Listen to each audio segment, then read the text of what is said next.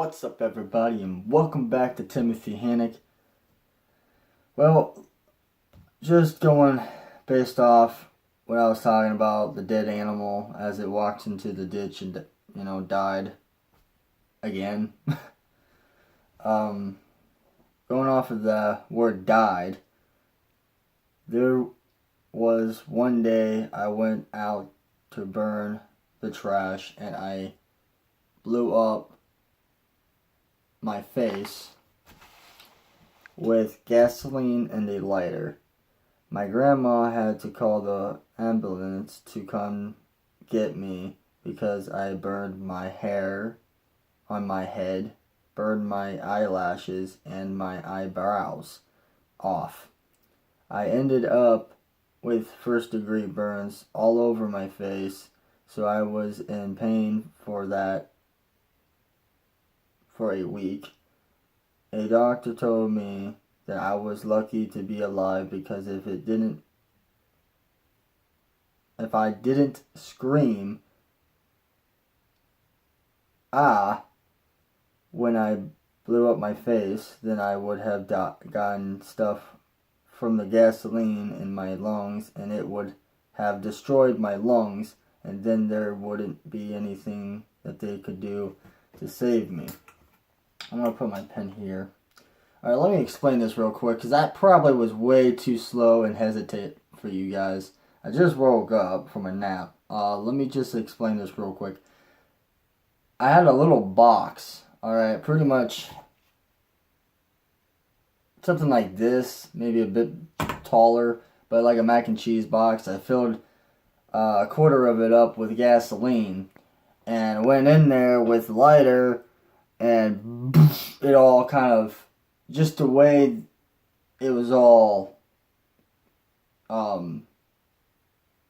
stuck in one small space, it all kind of just, I don't know, it blew up pretty bad. It was a very tight space for all that gasoline, and having my face that close to it was bad. It was just terrible idea. But I was trying to start a fire in the worst possible way, so don't ever do that. Don't ever do that, yeah. So there's something to do with the flame and the gasoline mixture that once it ignites together, makes the flame go, okay, shoots up. While that shoots up, there is some kind of gas that shoots outwards, okay? So that gas is what they're referring to. What the doctor told me about, that I was trying to say in the story. This type of gas that if you breathe in just enough of it, it can get into your lungs and destroy them. So in other words, that stuff can burn pretty much anything. If there's just enough of it, I guess. And once it gets into your lungs, there's no stopping it, apparently. At least back then. I don't know if they have a cure for it now, but back then you could not stop this from burning your lungs out. So then you would honestly not only have to deal with that pain of a burning sensation, but then you would have to worry about, oh crap, now I can't breathe no more because your lungs you got a big old burnt hole in your lungs and whatever. So then you're just like, you're suffocating. You're dead then at that point. So yeah, I almost had to go through that. I still had some pain, not inside, because I was like, oh no, so screaming out. So I didn't inhale any of that gas that came out from the mixture of gasoline and the lighter. So anyway, eventually I did move back in with my mom and switch schools again. I went to Matthews and finished school there. My first day at Matthews was surprising. I got 3 girls' phone numbers, and on one of them,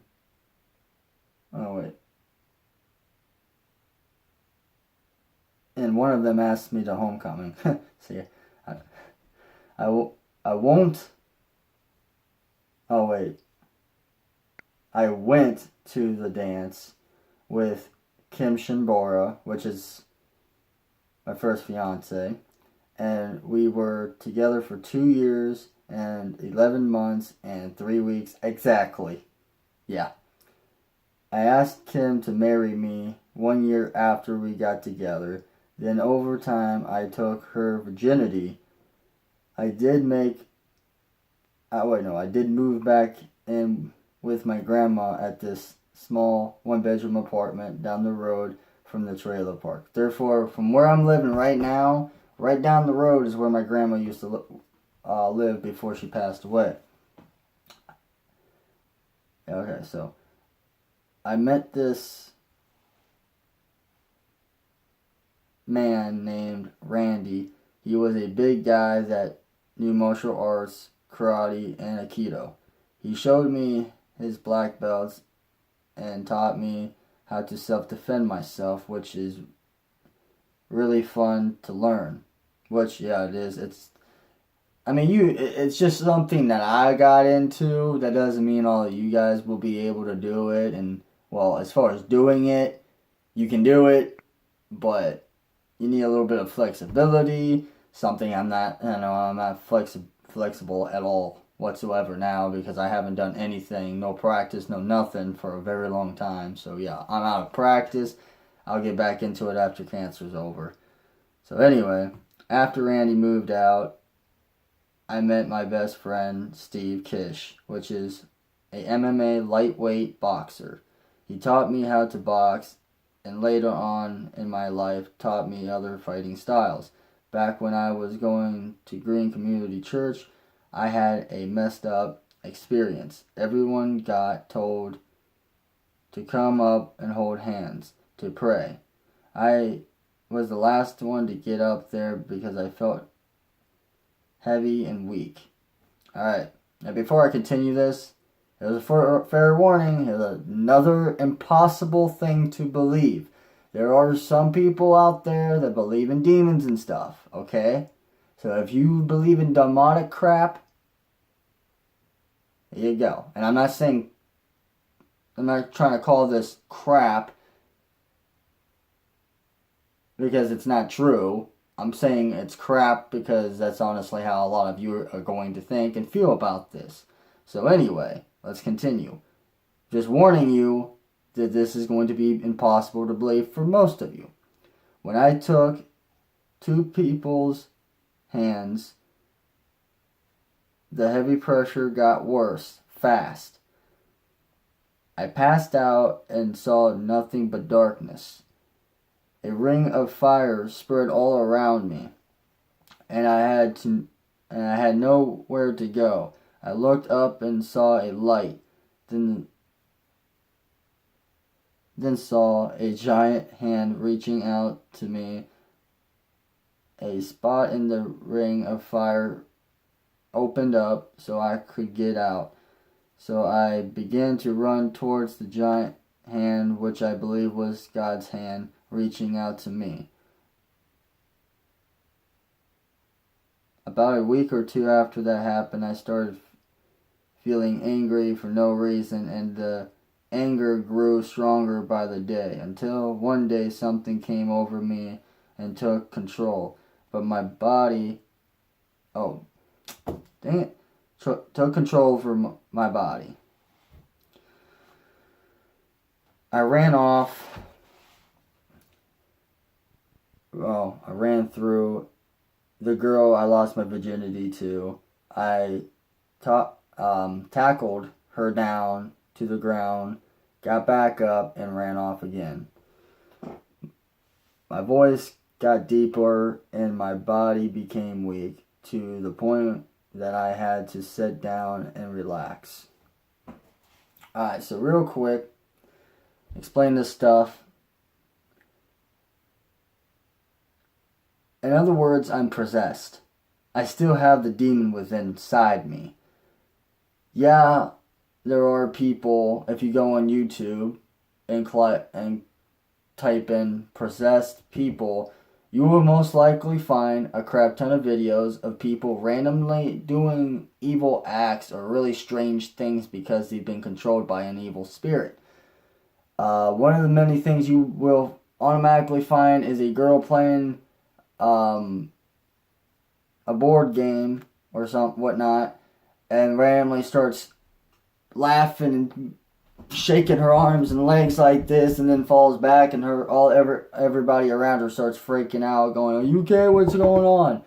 You know, that's possession. Okay, and no, it's not fake. That shit is real. Now, there are a lot of times that people probably will be faking it. Usually I can tell the difference. Okay? If anybody wants me to explain this demonic demon that's within me, how I use it and whatnot, I will, but that will be in a different video. If you're actually curious on knowing, what this demon does, when does it possess me, what happens when that takes place, I can explain all of that. But right now, it's not the best time. I did have somebody I was just recently talking to yesterday about it, and he's like, "How do you know all this stuff?" I'm possessed. I have a demon inside me, so I know quite a bit over the years. This happened when I was 16. So anyway, after so much anger that builds up, it all just pours out in an evil way. I say things that's true, but stuff that I don't want to say. And I always have that voice that comes out when this all happens. I call it my demon that I got from hell. Because when that darkness and flame stuff I was talking about, that circle, I was in hell. That was just a small spot from hell. Okay, hell is ginormous. If you really think about it, you got all these souls, alright, from thousands to maybe millions of years ago. We don't know for sure. Scientists say thousands. I think the Bible claims millions. I don't remember. Point is, after all those years and all those souls that have been taken, don't you think you're going to need a ginormous place? So heaven and hell are bigger than we can possibly even imagine. Okay? With that being said, there's a shit ton of souls down there. And there was a section down there that I've been in that was pitch black. Nothing but darkness until I got surrounded by the flames. And then found my way out. After, God opened up a path and I ran towards him. After that, once I woke up, there was no, I wasn't weak at all. I felt refreshed. I felt energetic. It was very weird. But that's what happened to me. Okay. That day I passed out at church. Okay. While I was with Kim, I did cheat on her shortly after taking her virginity because we did argue a lot before and after we had sex. I'm going to stop right there. The next thing I'll be talking about is why, in more detail, why did I cheat on Kim, and I'll talk about what the problem was, why we always argued next.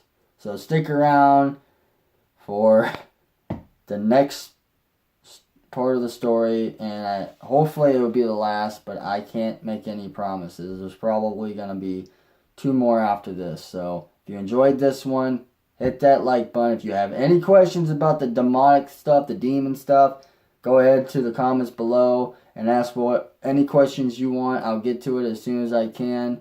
And at the end of all of this, I'll probably just take all your guys' questions and answer them, okay? So that's all I have. Like, comment, subscribe. Peace.